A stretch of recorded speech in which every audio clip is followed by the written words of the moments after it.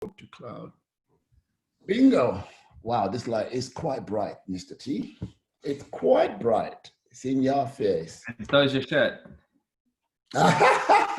You know me, I love my color bright shirts. Wow, wow, wow. So this is pretty awesome. Welcome, Jessen James. Welcome everybody that are joining us live. I am so super excited today because I have one of my great friends, great buddies, my African brother with me with you guys today. So it's going to be a lot of fun with both of us on. You can't get us off. I just want to say welcome to another episode of Mpowerment TV. And as you all know, at Mpowerment, what we really are about is all about mindset, is helping people. Our slogan is about protecting others, healing others, inspiring others to give more, be more, do more, and have more in their lives. That's what it's all about. So welcome. I'd love to see you all there. As usual, we know we love your loves and your likes, and we love your comments. If you have any questions at all, or you like anything that you hear, please go ahead and type in the comment section, and I'll be sure to ask your questions of Jessen. Ian, how are you doing, buddy? We're doing great. That's Ian Algrick there. All right, so Jessen, before I bring him on, I just want to say a few words about this brother. I mean, this guy is a phenomenal guy. You know, I've been a little catalyst in his journey, but he's kind of just catalyst, not a little. Don't talk yourself down. When I saw him, I knew he was a diamond in the rough. You know, I could see the potential. He was committed. He was dedicated. He was a serious fellow. So without any further ado, here's a little intro about him, and then he'll tell you a little bit more himself. You know, Jessen James is currently working part-time on his business and living full-time. I love that statement, you know, that's brilliant.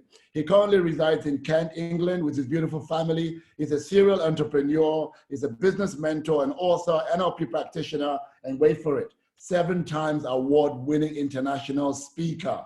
Whoa, I mean, Jesus Christ, this guy is on fire at the moment. He owns and sells multiple businesses in his private healthcare, health and beauty, property and training development section. Jessen specializes in taking business owners from 0 to 1 million per annum. So if you're somebody who's looking not just to have a business, but to have a lifestyle with that business, then Jessen is your man. There's no doubt about it.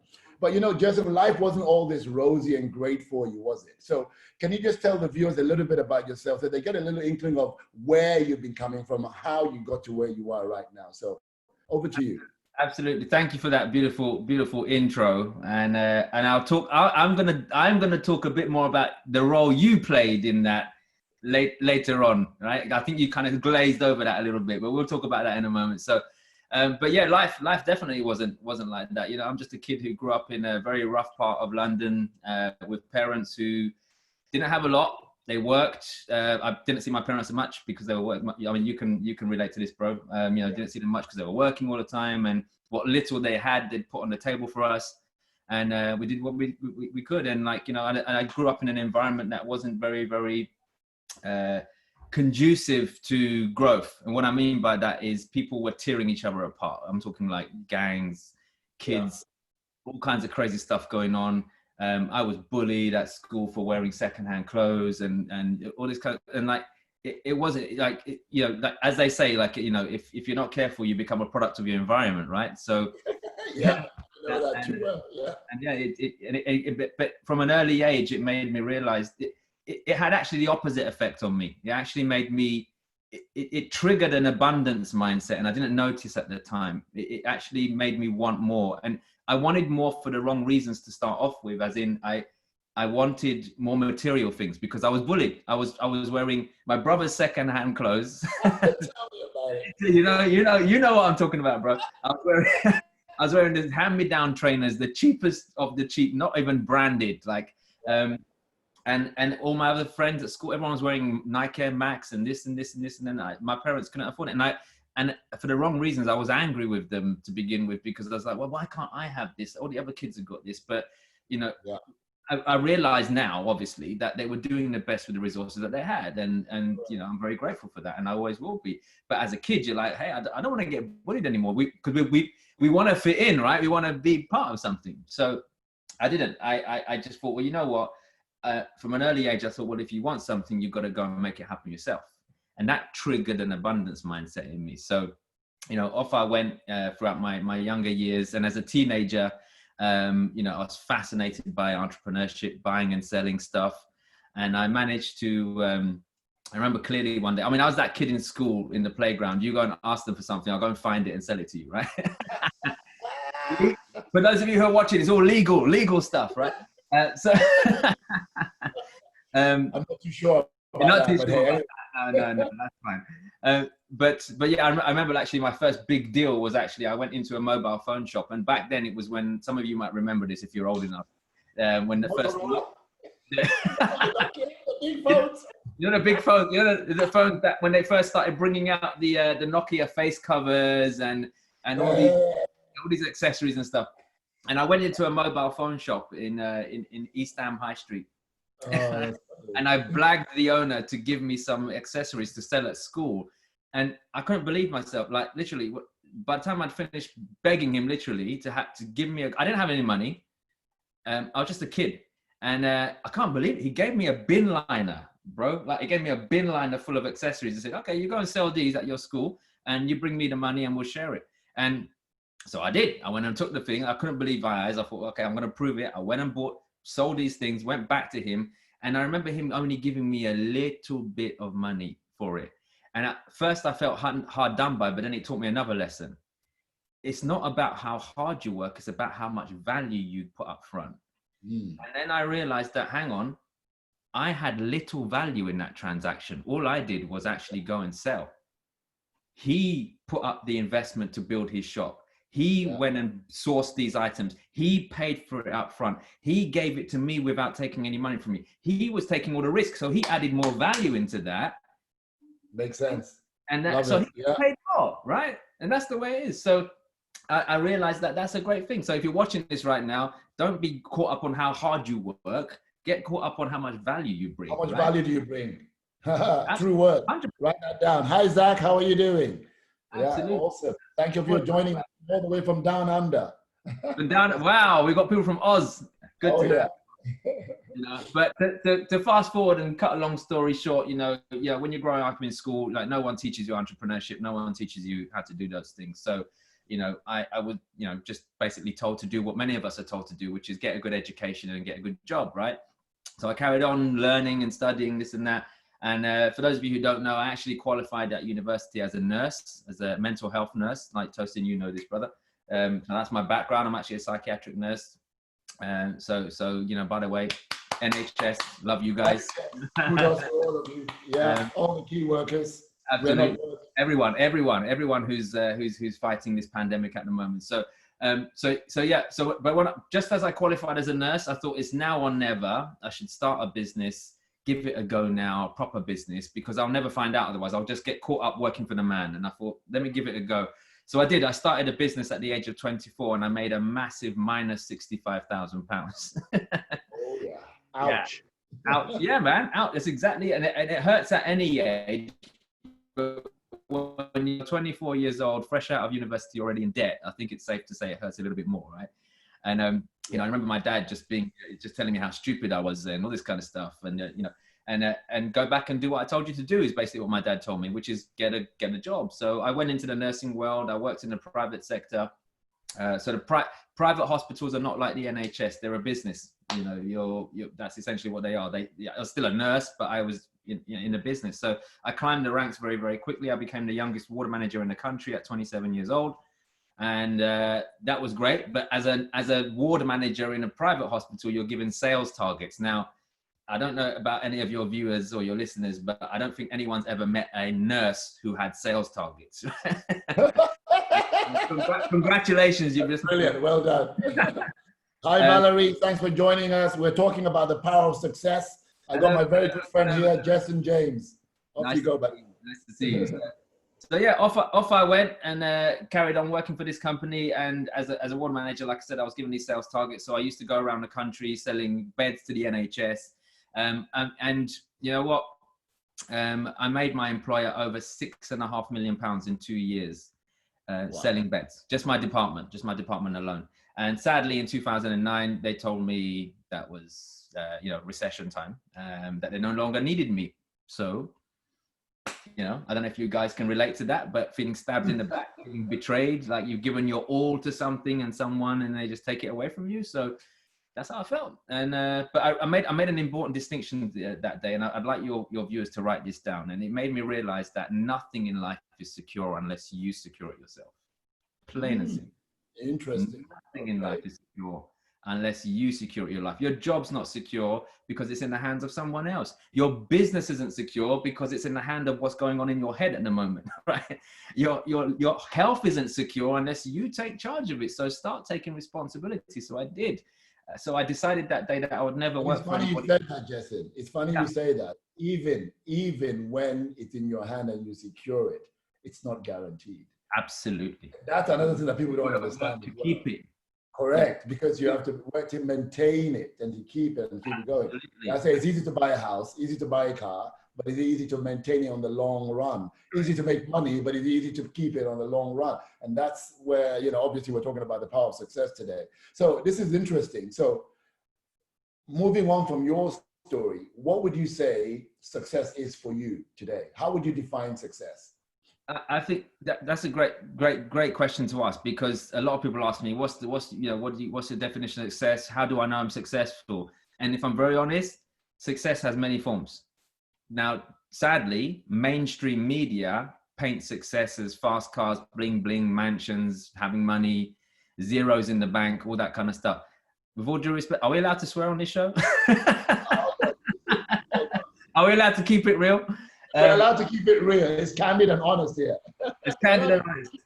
Money means fuck all when you're 6 foot under. It means nothing. Like that. I know a lot of rich, unhappy people. I know a lot of rich people who've got no one around them. They were busy climbing the ladder trying to be successful. When they turned around, nobody's there. Yeah. And like, so for me, I don't make it about materialistic things. You know, don't get me wrong. I love nice things because, like I said, my desire for it was driven from a childhood, right? From you know, not having. So, but for me, my personal definition of success is this: being able to do whatever you want, whenever you want, with whoever you want, however the fuck you want to do that. That's my definition of success. Why? Because it's very much aligned with my strongest value, which is freedom. And I think I know your listeners, if they're following Tosin and Empowerment, I know you are a bunch of rebels, just like Tosin, who don't like being told what to do you? None of you like being told what to do. So for me, Tosin a rebel? I'm a good boy. I'm a rebel? Live life. I stay in my lane, you know. Only when Anna's telling you to. But that's interesting you say that, you know, and you mentioned the word freedom, because it really is all about freedom. And for me, one of the best definitions that I have heard around success was by Napoleon Hill, I believe. And he was saying that, you know, success is a progressive realization of a worthy ideal. And I love that. If we unpack it, you know, success is something that a worthy ideal is something that you're falling in love with at all levels, physically, mentally, spiritually. You know, and it's something that you're waking up every day and constantly chipping away at, you know, progressive realization of a worthy ideal. You know, most people, we look at things and we want to give our lives up for a Gucci car or a big mansion or a Ferrari or a Rolex watch. I've never known anybody that would die for any of those materialistic things. And as you said in the beginning, we never had it. So when we were growing up, it's something that we wanted. You're like, you know, like you, I was wearing secondhand clothes. And like the minute I could make some money, I was like, I'm gonna go out and buy that and buy that. I'll just spend my money on clothes. I just want to buy that.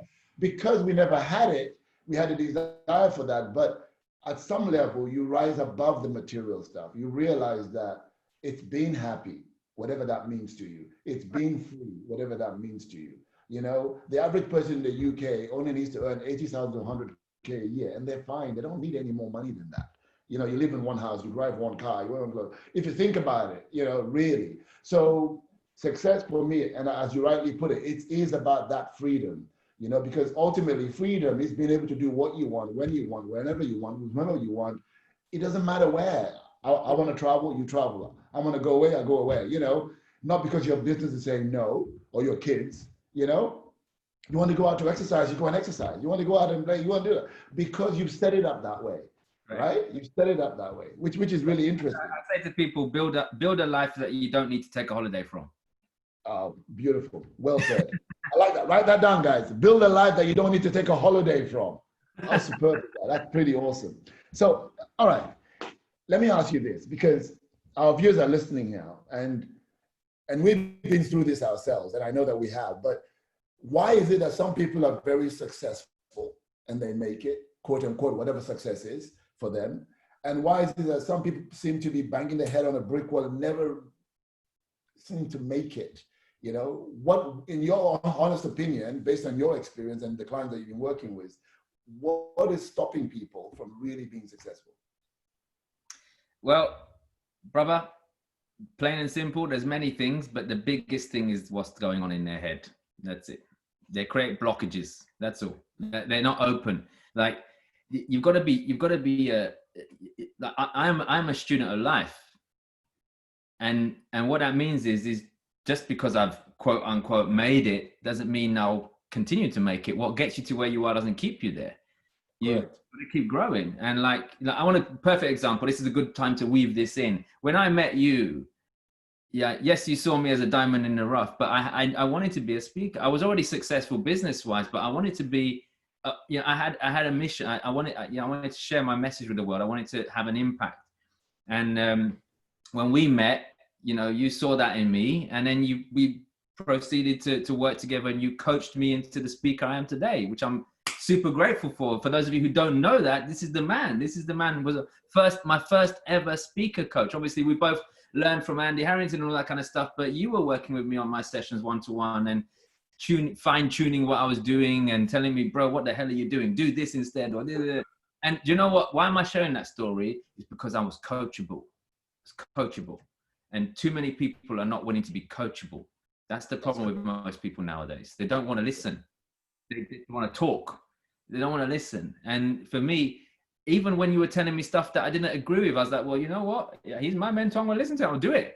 But like, people are not willing to be coachable. So if all I'll say to you right now is, if you are not where you want to be in life, ask yourself, is your strategy working? Because I always say to you, never change your goal. Like if your goal is to be successful, whatever that looks like to you, never change that. Don't give up on that. Change your freaking strategy. If you're going to give up on anything, give up on that bullshit strategy that isn't working for you right now. Correct. So when you say, why are some people successful and why some people are not, for me, definitely goes down to that NLP, presupposition of, be flexible. Yeah. Be flexible. He or she who's the most flexible always wins. Plain and simple. Yeah, always wins. So that's my take on it. Well, case in point is, even those that were quote unquote very successful before March, before COVID-19, before the coronavirus hit, they've lost their businesses today. They're no longer so. What do people do in those circumstances? Because like we said, what got you here won't get you there, because life is constantly evolving, constantly changing. And it's like, I look at my personal situation. If it wasn't because of the things that we do and the grace and the mercy of God, and his blessings upon us, because we are just, as you said, we're just spiritual beings having a human experience. We don't really have a say in anything. We think we do, but we don't. We don't even know what's going to happen in 2 seconds from now. We have no clue. We think we do. We plan everything, but it's, by his grace and his mercy, we do survive these things. Now, some people never made it. And I look at my situation that the government did F all for anyone, especially small businesses. And if you're, quote unquote successful and you're making more than 50,000 profit, the government thinks you're fine. Exactly.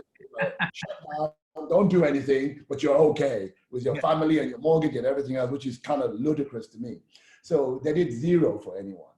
And we managed to survive through that, either because of what we've had in place and because of the situations that have arisen for us, and we're able to continue doing some business throughout that period. Not a lot, because obviously no events, but we're able to do something, and we're able to manage through that crisis. Some people didn't. What would you say to those people right now in terms of how do they maneuver their lives and change? And as you're talking about, people have to pivot, right? And some people, again, it could be this that's holding them back, and their mindset is holding them back because they either see opportunity or they see doom and gloom. I'm glad you've raised this point, bro, because it's actually, yeah, I specialize in business, but specifically in helping business owners build businesses that don't rely on them. And I'm glad you said this, because the people that got taken out are the ones who didn't build an asset before the pandemic, who didn't build any form of assets, whether it's systems in their businesses, processes, products, things that they could sell that don't require them to be there, or they weren't sitting on a nest egg of cash, plain and simple. Like if you're running a business right now and you're not sitting on at least 3 to 6 months worth of savings to keep your business alive in your business account, and 3 to 6 months worth of savings in your personal account to pay your bills, then you're going to lose. And that's what I'm trying to say to people is like, don't wait for something to hit you, build it before it hits you. Correct. And the ones that have survived, like the likes of you and I, we were building in the background. We like, you know, it's the thing that the real sacrifice happens when people aren't looking, when Correct. People aren't watching. People will see, like even for me, like, you know, you gracefully told everyone that I've won 7 awards in public speaking, which I'm grateful for every single one of them. But no one saw me taking speech. The graft, yeah, the hard work behind the scenes. Practicing. No one saw me getting on stage for the first time in front of 100 people and selling one thing. And people thinking, hey, this guy's an idiot. He doesn't know what he's doing. No one saw all of that stuff. But you got to put the hard work in behind the scenes. So if any of you are watching this right now and your business has been hit, maybe you've lost your job, because not everyone has a business, right? But like maybe you've lost your job. What is that? What is the universe telling you? Get your shit together. That's what it's telling you. You're going to be okay. Whatever's going on right now, you are going to be okay. Here's the good news. You might be flat on your backside right now, but you are going to get another shot. What can you do though?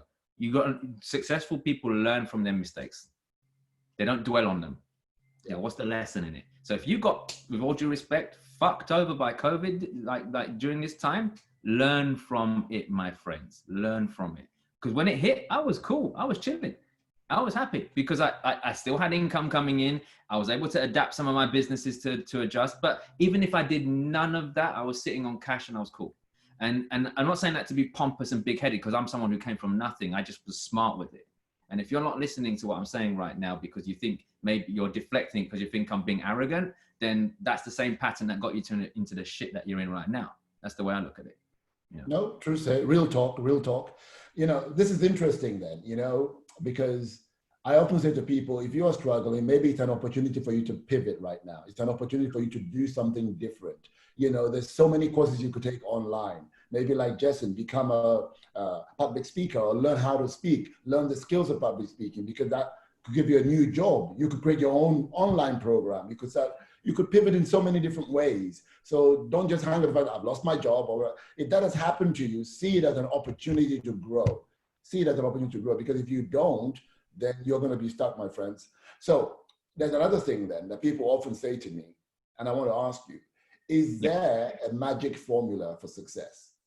Is there a magic formula? People think, there must be a magic pill, there must be a magic formula. But we do know that success does leave clues. So if you're a smart person, like you said, and you're coachable, you can get a mentor. But is there a magic formula for success, in your opinion? For me, there's no, like I said, there's no like one size fits all. Like there's no magic formula for anybody. You've got to find something that works. But there are some common behavioral denominators, I'd say, that you could employ to be more successful. And for me, it's always been focus, accountability, and discipline. Those 3 words. And focus means know what you want. Be clear. Clarity brings power, as they say. What do you want? What do you want? Great. Next, get some bloody help, because it's lonely at the top. So have some accountability. Get a mentor, get a coach, get someone who can help you. Someone who's done the thing that you want to do. And then be disciplined about following the process. Understand that it's a marathon, it's not a sprint. And people, you know, when I say overnight success, you say I'm a 20-year overnight success, like, or I'm a 5-year overnight success. Yes, you've been doing it for 5 years before you get your big. Some of us, like, some people don't even get their shit figured out till they're 50. So what? Who says there needs to be a time scale on this? But you do need focus, you do need accountability, and you do need discipline. And if anyone's listening to this right now and you don't have any of those 3 things, I would say those are the missing ingredients in your route to success. Absolutely. And I will concur with that because, you know, discipline is actually one of the biggest one out of what you've mentioned, because if you don't have self-discipline, you won't stay the course. And I know that. I found that in my life. I had to really work at that. So you have to have self-discipline if you're going to make a success of anything that you're doing. Because if you don't do it for a period of time, you can't master it. Forget it. No. It's just not going to happen. So, and you need mastery. So we have a lot of dabblers. We have a lot of stressors, but you want mastery. And mastery simply means you find somebody who's doing well at the top of their game, and you learn directly from that person. You'll accelerate the time scale that you do it in, right? And case in point, yourself and myself, you know, we've done that time and time again. Everywhere I've done that, I've really excelled. And where I haven't done, I haven't excelled. So if you really want to excel and you don't want to be a dabber or a stressor, find somebody who is doing it consistently at a high level, learn directly from them, and you squeeze in, you know, 5-10 years into like 12 months or 6 months, which is phenomenal. Absolutely. I call it collapsing time frames. I said, if you want to collapse that time frame in which you're going to get to where you want to go, find someone who's done it. Yeah. Copy them. One more question here for you. It's like, it's not one, there's plenty more, but it's like, how do you measure success? We talked about how society measures success. And I know it's different for everybody. And they look at, what people have got in the house and the money and all that kind of stuff, and all the flashy stuff that we see, all the bling bling, which is really not true success. I mean, don't get me wrong, we love all those things, but that's not true success. How do you measure success for you? How do you measure success? And like I said, it all bubbles back down to freedom. Like for me, I'm very grateful that I wake up in the morning and I get to choose what I want to do. For example, I'm one of the few, obviously we're not doing many school runs at the moment because school's closed, but like, you know, I'm one of the few dads, for example, who was doing a school run. Like, and it broke my heart. Like, and what I can recall specifically a situation once where not just the school runs, but when like every now and then the school, especially when they're younger, the kids are younger, they do like stay and play for the dads.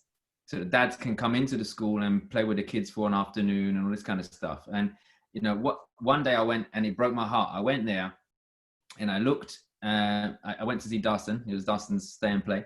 And I could see all these kids eagerly looking to see if their dads were coming. Oh. And there was like, you know, bearing in mind, there's like 90 kids because there's 3 classes of 30 kids. So there's 90 kids, all of these kids waiting. Bro, there was like 20 dads there. And I looked at all these kids and it broke my heart. And I was very grateful in that moment to be able to, again, do whatever I want, whenever I want, to be there with my loved ones. But then I also said to Dawson, hey, we went out onto the football field and I went, Dawson, go and ask your teacher if all of those kids whose dads, or some of those kids whose dads didn't turn up, if they'd like to play with us. And bless him, he ran in to ask this teacher and the teacher came, yes, fine, blah, blah. So I'm not their dad. I hope I'm not. So I'm just kidding. Is there something you'd like to tell us live? So no, down boy, keep it in your pants. Down boy. I'm just playing. But like it was so beautiful being able to have a father, you know, child moment with kids that weren't mine, but I mean, as in having fun and just showing them, you know, what it's like to have a dad to be around. And like Dawson was incredibly proud and all that kind of stuff. And when I got home that day, because it ties into what you've just said, is like, how do I measure success? That's how I measure success. Time, no money, time.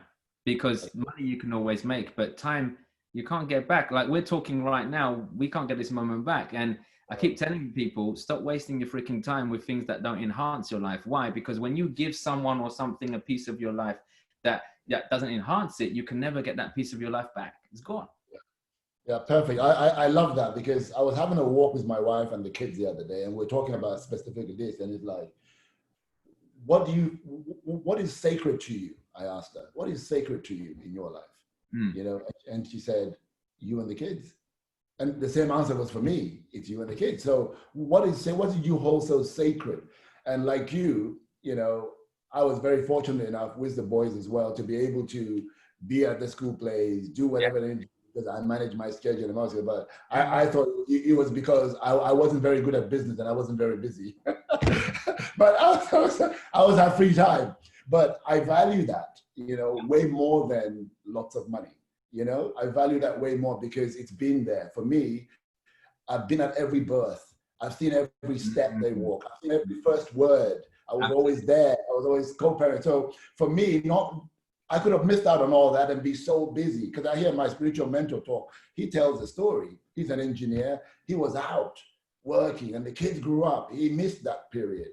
And he looks back and he goes, I missed that time. I don't want to miss it now. So he missed a lot of that time. You know, for you and I, we're so blessed that we didn't miss that period. And that's really important. So you do. Yeah. And how I measure success, asking you that question, when I think about it now, is like, it's through my clients, because sometimes, you know, you could be good at what you do, but the true currency of what I get paid for is when my clients tell me the results they're getting with their clients, just like you have said now and said, oh, it doesn't help me. That is the currency of what I do. And that for me is a great measurement of success. Now, not many people know me or my viewers know me or heard of me or anything. It doesn't matter.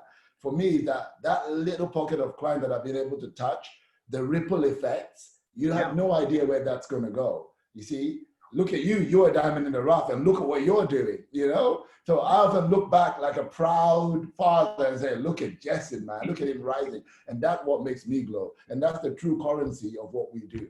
You know, you don't have to always be somebody that everybody sees.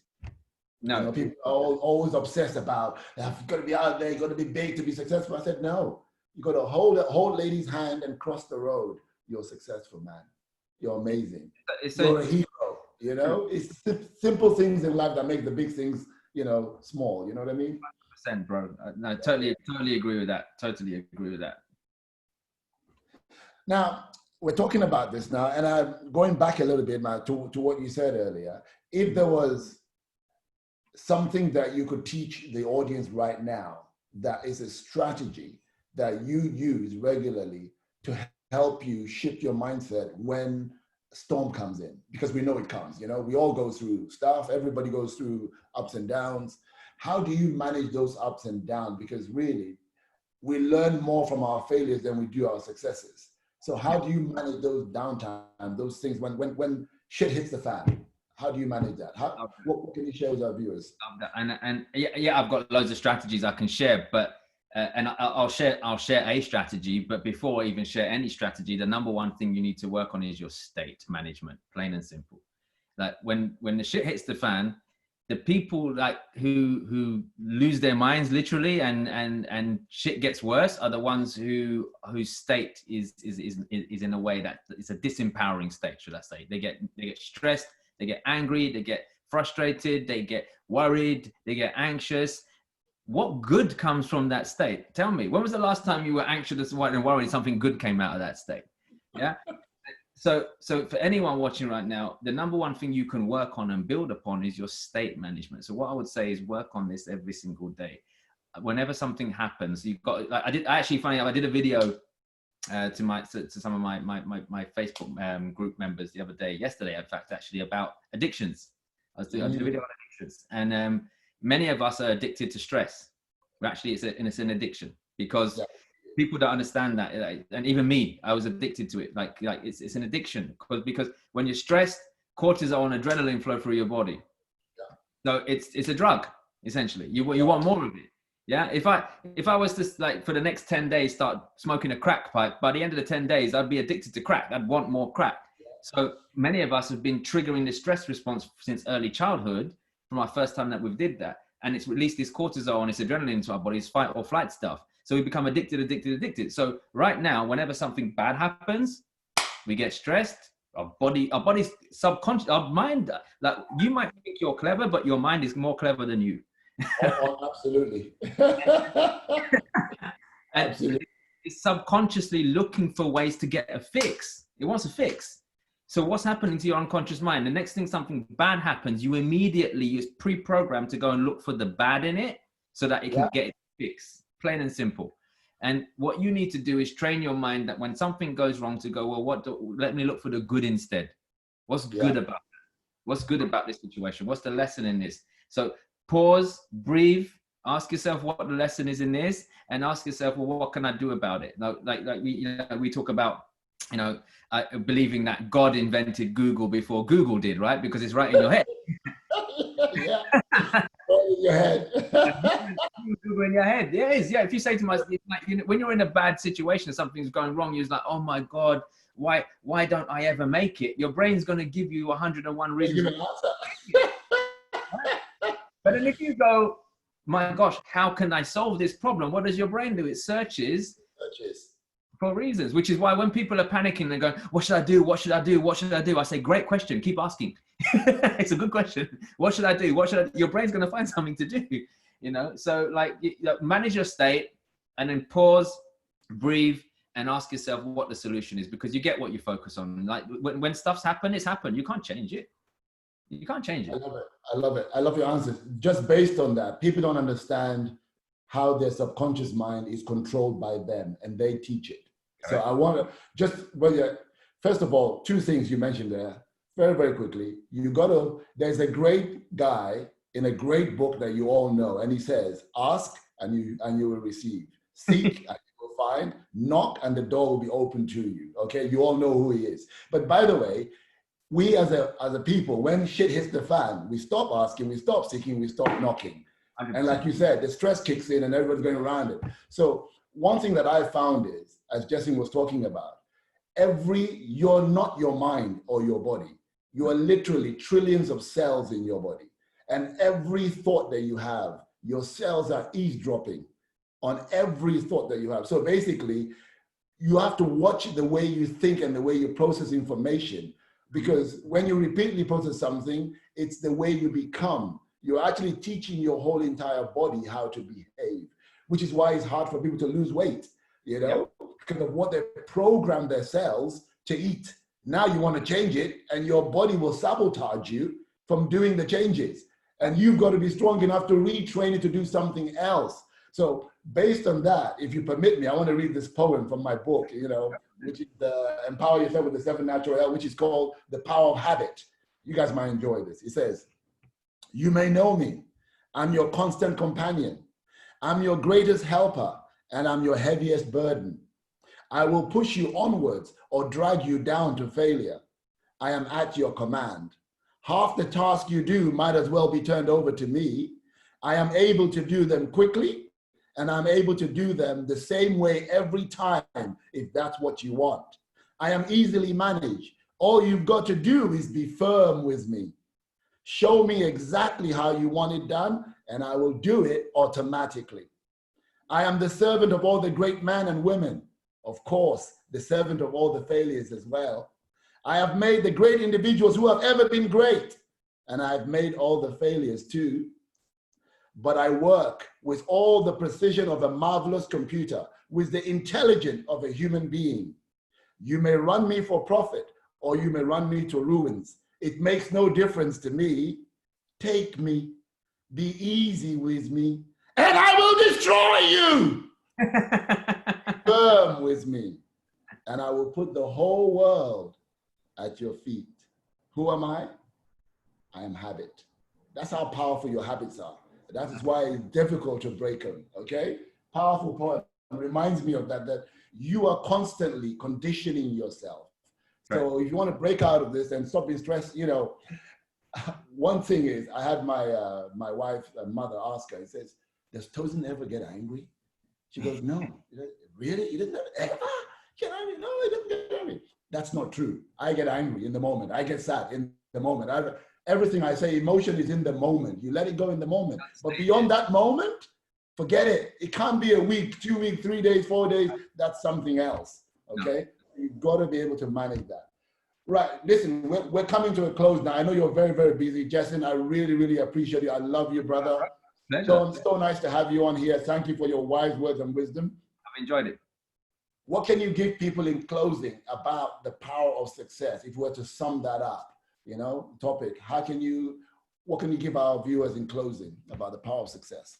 Yeah, you know what, bro? Like, especially during lockdown, you know, I've really taken to this whole, if you can't go outside, go inside theory. Yes, I love that. I love that caption. I saw it. It's beautiful. Yeah. And I would say, like, so many of us should take stock of what truly makes us happy and what do we want. because so many of us are chasing things that are not really going to make us happy. We're just chasing these voids to fill these voids. And if I have to leave you with anything, everybody, if you're listening right now, if you truly want to be successful, know what makes you happy. Because at the end of the day, let's be honest, when you're happy, everything else around you can't hurt you. Like when you find happiness, when you find pure happiness, like people go, what is happiness? Well, you tell me, what makes you happy? What makes you happy? And I'm talking about long-lasting fulfillment happiness, not going out and getting smashed with your mates and not remembering what you did the following day. That's not happiness. That's like, that's not happiness. That's ruining your body. What I mean is find out what makes you happy and then do it. Stop living your life pleasing other people. Stop living your life doing things that don't serve you or enhance you, and find out what makes you happy. And look, if I'm very honest, if making money makes you happy, go and do it. Like go and do it. Like I was told, Tosin, I'm sure you were told this as well when we were growing up, especially by our parents, and because they didn't have a lot, that spending money was bad. We have to save. You have to save. And I grew up for a long time because I love spending money. I love spending. And then I grew up feeling like I was bad for spending money. Then I realized that, hang on, well, no, spending money isn't a bad thing, because when I say spend money, I also like to give money. I like to share money. I like to. It wasn't just that, Jessen. It wasn't just that as well. I know you were told it was like, debt is bad. Debt is bad. Oh my God. And we get scared about debt. Oh my God. And we didn't realize they're good debt and they're bad debt. So we didn't understand good debt and bad debt. We just thought debt is bad, and like, we won't get involved. Mortgage, get a mortgage. Mortgage? No, I don't want a mortgage. Why would I get a mortgage? That's debt. Sorry, I want to buy it. Yeah, exactly. They didn't understand the concept of good debt and bad debt, So there's a big difference. I don't understand that. And that's why, like, for you, if any of your viewers, like, if you're watching this right now and you're able to comment, type the word money down below if you like spending money. Be honest. Be honest with yourself. If you like spending money, type it down below. Most people, they like spending money, but they feel guilty about it. Here's my take on it. If you like spending money, go make some more. Plain and simple. Absolutely. Very simple. But if you like spending money, you got to like making money. So you have to create more than you consume, right? Be a producer, not a consumer, So yeah, all I would say to you, if you're looking for success, find happiness first. Find inner peace first. Okay, great. Here's a question for you then, based on that.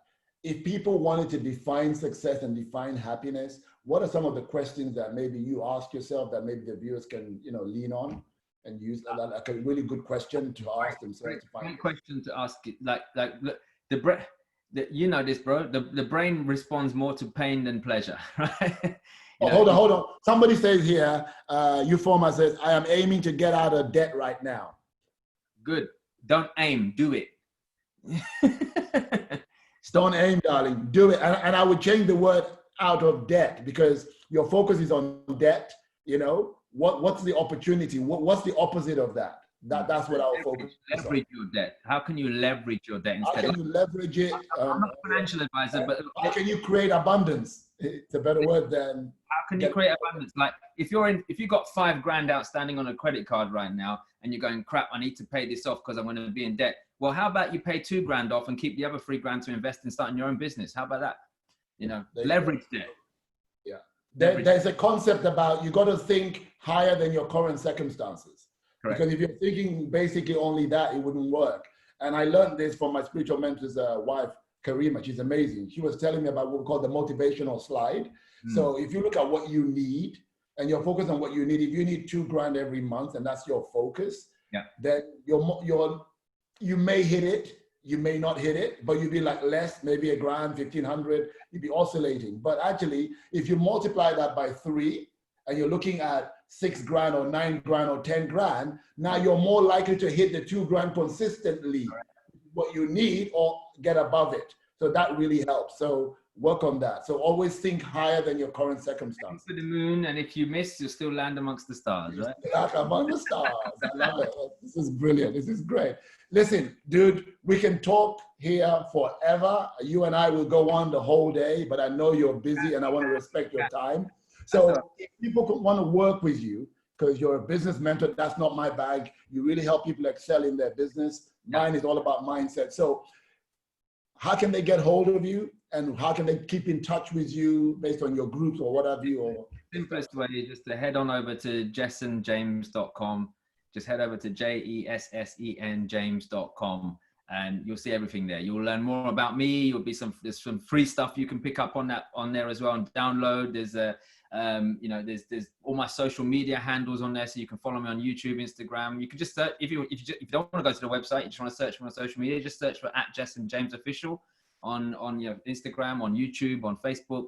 You'll find me all there, and just stay connected. Look, all I would say is that, you are the product of the 5 people you spend the most time with, right? So even if I can't see you in person, hang around more people like me, hang around more people like Tosin. Like, if you can't see us in person, then look, I know when I was starting out, I had a very intimate relationship with Tony Robbins on YouTube. Brian Tracy, all of them. Yeah, on YouTube. Right? They're available. It's free as well.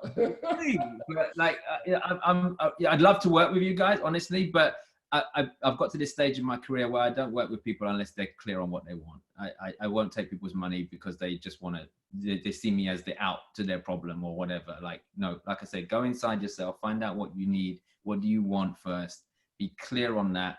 Be very, very clear on that. And one tip I'll give you, which I should have given earlier, was like, if you're listening to this and you want true happiness and true success, make a list of every single thing in your life that doesn't make you happy right now. People, things, behaviors of yours, all of these things that don't make you happy anymore, and commit every single day to acting opposite to those, and watch your life change. Oh, fantastic advice. And on that note, Jessen, I just want to say, love you, brother, to bits. Namaste to you, and keep shining your light on the world. Keep doing what you're doing, and I'll keep watching you afar. You're an inspiration to me.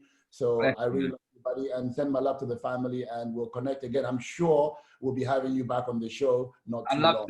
I'd love to. Appreciate you having me on, brother, and keep doing your work. It's a beautiful thing you're doing, man. Thank you. All right, buddy. Thank you. Take care, guys. All the best. Thank you, guys. Thank you for all your loves and likes. We really appreciate it. I'll get to some of your quotes and questions later as well. So thank you so much for being on here. I hope you guys have enjoyed it. Next week, I have another special guest star that you will love as well. So I'll see you all next week. Till then, take care, be safe, and stay healthy. Ciao for now.